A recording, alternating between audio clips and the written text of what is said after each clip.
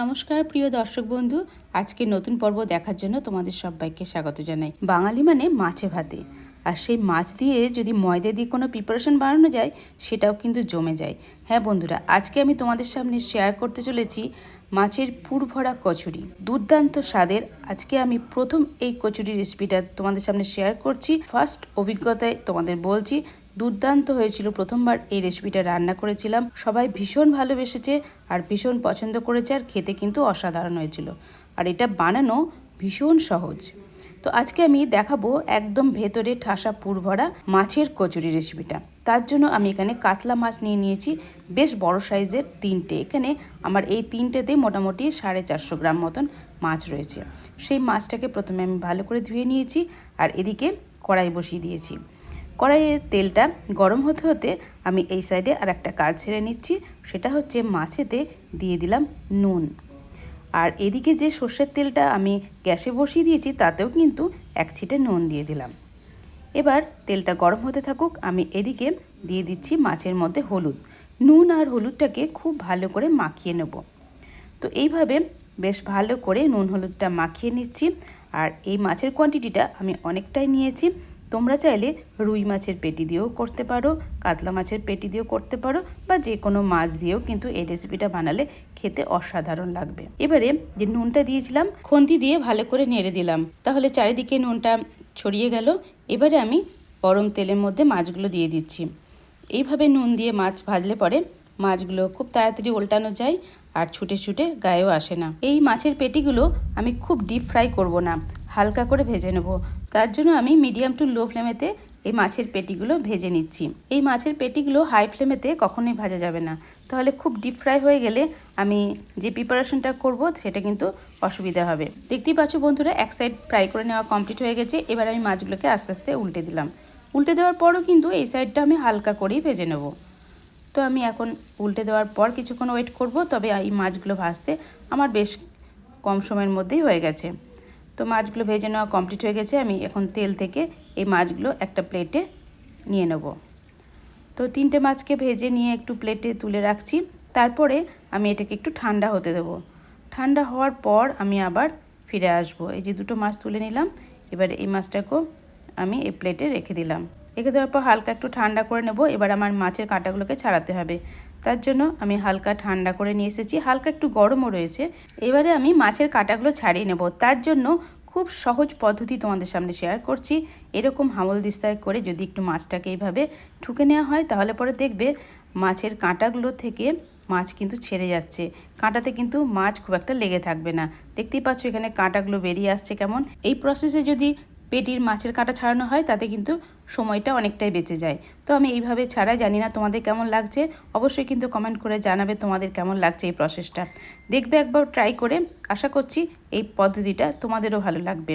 দেখো কত তাড়াতাড়ি কাঁটাগুলো এইভাবে বেছে নিচ্ছি, আর একটুও মাছের কাঁটা লেগে থাকছে না। একবার কাঁটাটা ধরে টানলেই কিন্তু মাছগুলো, এই যে দেখতে পাচ্ছ, খুব সহজে কিন্তু মাছ থেকে মাছের কাঁটাগুলোকে আলাদা করতে পারছি। এইভাবে সমস্ত মাছ থেকে মাছের কাঁটাগুলো আমি আলাদা করে নিচ্ছি। এই পেটিগুলো থেকে শুধুমাত্র মাছগুলোকে আমি ছাড়িয়ে নেব, আর মাছের যে স্কিনটা আছে সেটা নেব না। সমস্ত মাছগুলো ছাড়িয়ে নেওয়া কমপ্লিট হয়ে গেছে। এদিকে আমি পেঁয়াজ আর রসুন আর কাঁচা লঙ্কা কুচিয়ে রেখেছি। তো এখানে বড় সাইজের একটা পেঁয়াজকে কুচিয়ে নিয়েছি, আর বেশ কিছুটা পরিমাণে রসুনও কুচিয়েছি, আর কাঁচা লঙ্কা 7-8টা কুচিয়ে নিয়েছি। অল্প একটু কড়াইতে তেল গরম করতে দিয়েছি, তার ভেতরে সমস্ত উপকরণগুলো দিয়ে দিলাম। পেঁয়াজ, রসুন আর কাঁচা লঙ্কা। পেঁয়াজ, রসুন, কাঁচা লঙ্কাগুলোকে আমি একটু মিডিয়াম ফ্লেম করে হালকা একটু ফ্রাই করে নেব। তবে ভালো করে একটু ফ্রাই করতে হবে, কালারটা চেঞ্জ হওয়া পর্যন্ত আমি ফ্রাই করব, আর আস্তে আস্তে নেড়ে চেড়ে দেবো।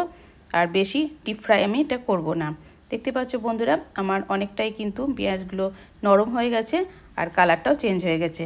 এটা ফ্রাই করে নেওয়া একদম কমপ্লিট হয়ে গেছে। এখন ছাড়িয়ে রাখা মাছগুলো আমি এর ভেতরে দিয়ে দিলাম। ছাড়িয়ে রাখা মাছগুলো দিয়ে এবার কিন্তু খুব ভালো করে নেড়ে চেড়ে দিতে হবে। এটা আস্তে আস্তে খুব ভালো করে কষে নিতে হবে।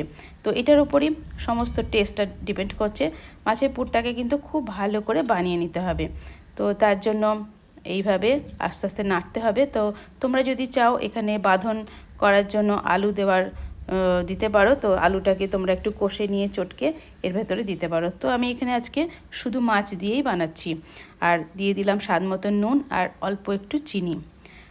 তারপরে আবার খুব ভালো করে নেড়ে চেড়ে আমি এটাকে কষাচ্ছি। এখানে আমি হলুদ ব্যবহার করলাম না, কারণ আগেই নুন হলুদ মাখিয়ে রেখেছিলাম মাছেতে, সেই জন্য আমি হলুদটা দিলাম না। এবার আমি আস্তে আস্তে এইভাবে নেড়ে চেড়ে মাছের পুরটাকে রেডি করে নিচ্ছি।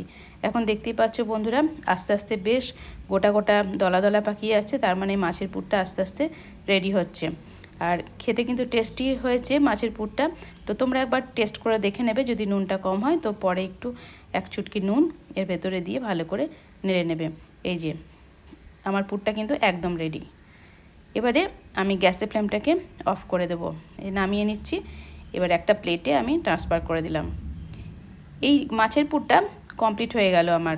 এটাকে একটু হালকা ঠান্ডা করে নেব, তারপরে আমি চলে আসব। তার মাঝখানে একটা কাজও করতে হবে, সেই কাজটা করে নিই।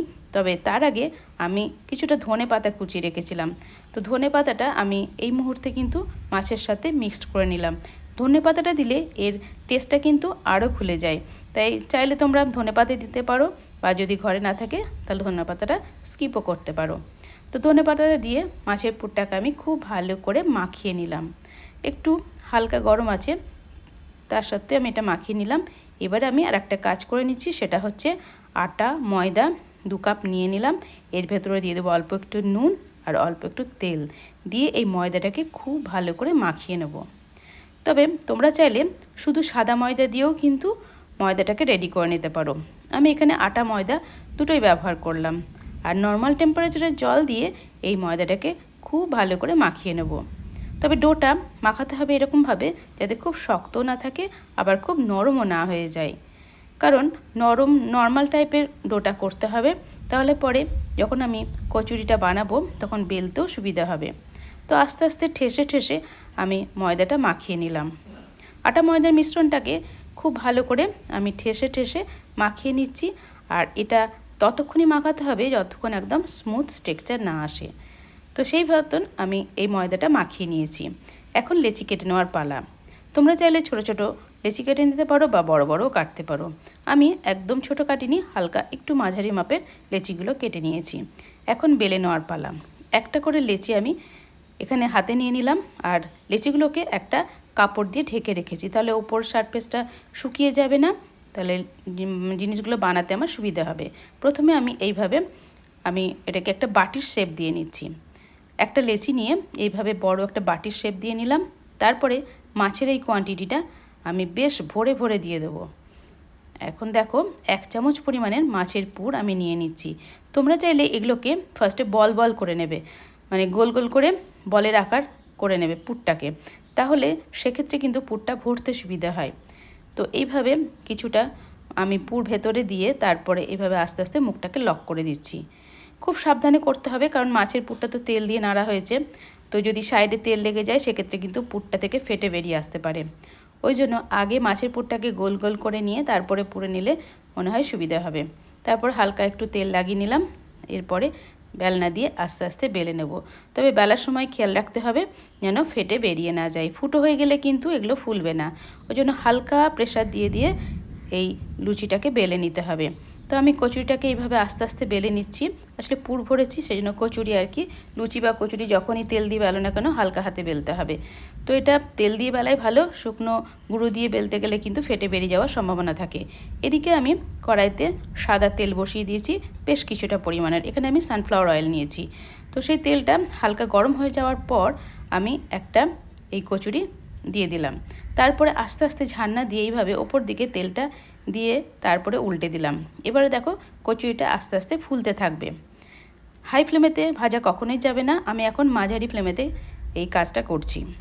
আস্তে আস্তে প্রেসার দিচ্ছি, এই দেখো আস্তে আস্তে কিন্তু কচুরিটা ফুলতে থাকছে। দেখো কি সুন্দর ফুলে গেল। এইভাবেই কিন্তু প্রসেসে কচুরিগুলোকে ভাজতে হবে, একদমই হাই ফ্লেম দিলে চলবে না। তবে হ্যাঁ বন্ধুরা, তেলটাকে একটু গরম করে নেওয়ার পর গ্যাসের ফ্লেমটাকে মাঝারি করে দিতে হবে, তারপরে উল্টে পাল্টে একটু লাল করে মুচমুচে করে ভেজে নিতে হবে। তো এরকম আমি কিছুক্ষণ ধরে উল্টে পাল্টে লাল মুচমুচে করে ভেজে নিলাম। দেখো বন্ধুরা, কালারটা কিন্তু চেঞ্জ হয়ে গেছে, দুই দিক কিন্তু সমান মতন ভাজা হয়ে গেছে। এই সময় আমি কচুরিটাকে তুলে একটা টিস্যু পেপারের উপর রেখে দিলাম, তাহলে এক্সট্রা যে অয়েলটা আছে সেটা অ্যাবজর্ব করে নেবে আর কচুরিটা বেশ সুন্দর হয়ে যাবে। এখন এই কচুরিগুলো সেম প্রসেসে সমস্তগুলো আমি ভেজে নিয়েছি। এবারে আমি পরিবেশন করছি। আলুর তরকারি করেছি আর কচুর সাথে যে আলুর তরকারি খাই সেটাই বানিয়েছি। এই রেসিপিটা তোমাদেরকে পরে শেয়ার করব। আর মাছের কচুরি আর আলুর তরকারি দিয়ে এই রেসিপিটা খেতে কিন্তু অসাধারণ লাগে। আশা করছি আমার এই প্রসেসে মাছের কচুরি তোমরাও যদি বানাও তোমাদেরও কিন্তু ভীষণ ভালো লাগবে, আর যাকে খাওয়াবে তারাই কিন্তু ভীষণ পছন্দও করবে। আর এই রেসিপিটা কেমন হয়েছিল সেটাও তোমাদের দেখাচ্ছি। একদম ওপরটা মুচমুচে ক্রিস্পি হয়েছে আর ভেতরে একদম মাছের পুর ভরা। এখন আমি এটাকে ছিঁড়ে দেখাচ্ছি। এই যে দেখতে পাচ্ছ বন্ধুরা, ভেতরেও কিন্তু মাছের অংশটা কতটা রয়েছে। মাছের পুরটা একদম কোনা পর্যন্ত চলে গেছে। আমার এই পদ্ধতিতে তোমরাও দেখবে, এইভাবে যদি মাছের কচুরি বানাও দেখবে পুরো মাছের পুরটা চারিদিকে ছড়িয়ে যাবে। আর এই রকম খাস্তা টেস্টি কচুরি তোমরা বাড়িতে খুব সহজে বানিয়ে ফেলতে পারবে। ভিডিওটা এতক্ষণ ধরে দেখার জন্য তোমাদেরকে অসংখ্য ধন্যবাদ। ভিডিওটা যদি ভালো লাগে তাহলে অনেক অনেক শেয়ার করার অনুরোধ রইল। অবশ্যই একটা লাইক এবং একটা সুন্দর কমেন্ট করে দিও। আর নতুন বন্ধু হয়ে থাকলে অবশ্যই আমার চ্যানেলটাকে সাবস্ক্রাইব করে নোটিফিকেশন ডান করে আমার পাশেই থেকো। আজকে এই পর্যন্ত, নেক্সট টাইম চলে আসবো আরও নিত্য নতুন ভিডিওর সাথে। তোমরা বাড়িতে থাকো, সুস্থ থাকো, নিজের খেয়াল রেখো, পরিবারের খেয়াল রেখো আর আমার ভিডিওর সাথেই থেকো। Tata, bye bye.